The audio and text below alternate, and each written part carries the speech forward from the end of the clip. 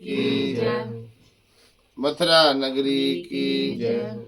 सालग्राम भगवान की जय। 26वां अध्याय।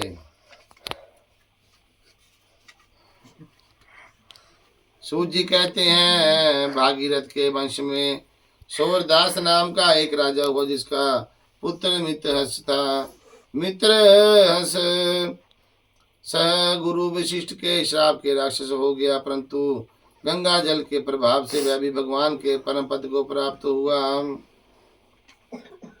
ऋषि पूछने लगे, हे सूत जी, गुरु वशिष्ठ ने किस कारण श्राप दिया?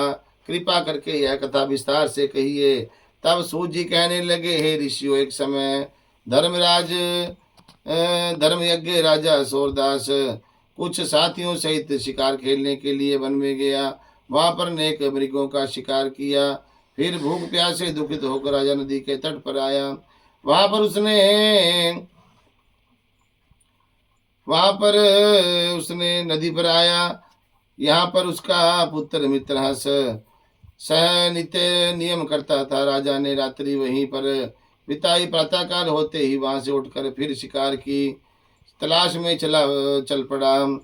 कुछ दूर जाकर राजा ने देखा कि पर्वत की कंदरा में एक व्याघ्र और व्याघ्रनी मैथुन कर रहे हैं। राजा ने उनको देखते ही धनुष और बाण चढ़ाया और उन पर छोड़ दिया। बाण लगते ही व्याघ्री घायल होकर वहीं पर गिर पड़ी और थोड़ी देर बाद मर गई। तब व्याघ्र राक्षस रूप धारण कर बड़े क्रोध में आकर कहने लगा, राजन, तुमने मेरे साथ बड़ा अन्याय किया है, इसका बदला मैं तुमसे अवश्य लूंगा। ऐसा कहकर वह राक्षस अत्यंत दुखित हुआ। तत्पश्चात राजा ने अपनी नगरी में आकर संपूर्ण वृत्तांत अपने मित्रों से कहा। कुछ समय बीतने पर राजा सूरदास ने मुनियों को बुलाकर अश्वमेध यज्ञ किया और गुरु वशिष्ठ जी ने विधि पूर्वक ब्रह्मादि देवताओं को हवि देकर यज्ञ समाप्त किया। फिर स्नान करने के लिए नदी के तट पर चले गए।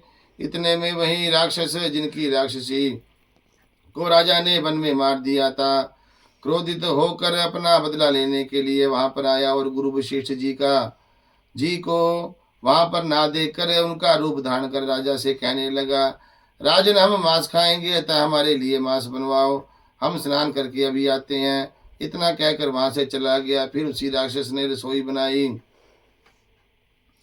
रसोई का रूप बनाकर रसोई बनाई। राजा को मनुष्य का मांस पका कर दिया।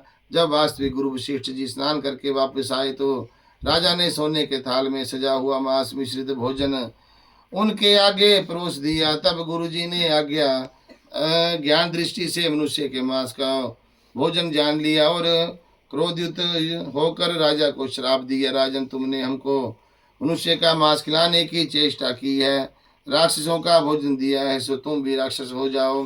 तब राजा ने कहा, हे गुरुदेव, आपकी आज्ञा से ही ऐसा भोजन बनवाया है। यह सुनकर वशिष्ठ जी ने आज्ञा दृष्टि से राक्षस द्वारा राजा के चले जाने का संपूर्ण वृत्तांत जानकर राजा को बताया। तब राजा ने क्रोधित होकर अंजलि में जल ले लिया।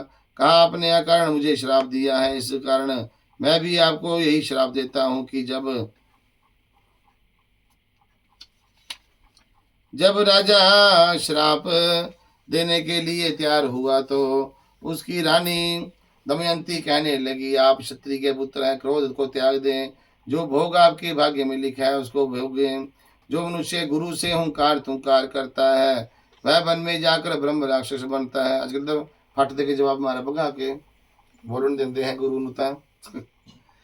पत्नी के वचनों को सुनकर राजा ने क्रोध त्याग कर विचारने लगा, तब क्या कहना चाहिए। फिर राजा ने उस जल को ज्यों ही अपने पैरों पर डाला त्यों ही उसके पैर काले पड़ गए। इसी कारण वह कलभाषपाद के नाम से विख्यात हुआ।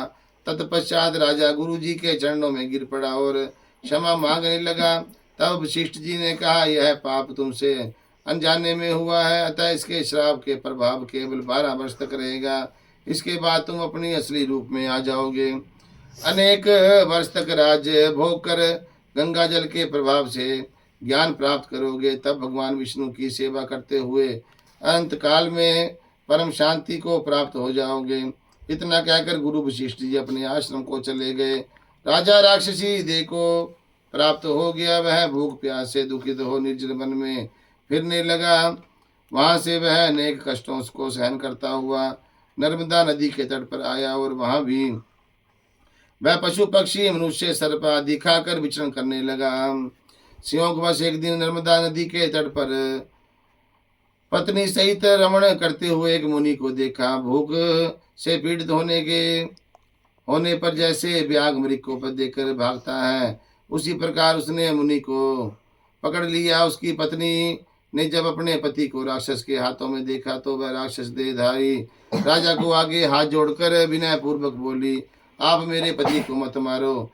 आप वास्तव में राक्षस नहीं हो, वरना सूर्य कुल में उत्पन्न मित्र हंस नामक राजा हो। मेरा पुत्र अभी बालक है, अतः